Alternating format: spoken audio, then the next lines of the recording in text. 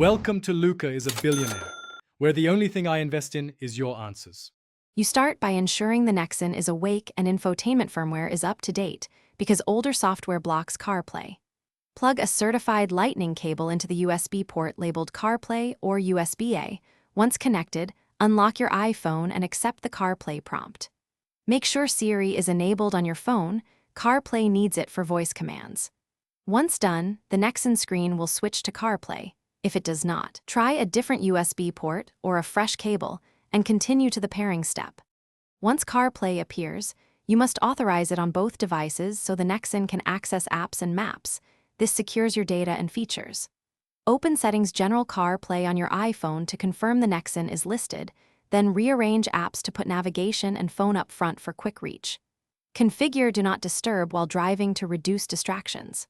Finally, learn the steering wheel voice or infotainment shortcut. It triggers Siri reliably, making navigation and calls hands-free while you drive. You're ready to drive with CarPlay. Start a route, test music and calls to confirm audio routes to the Nexon speakers. If you notice lag, drops, or the screen disconnects, first swap the cable. Many issues are cable-related, then restart your phone and perform an infotainment reboot in the car.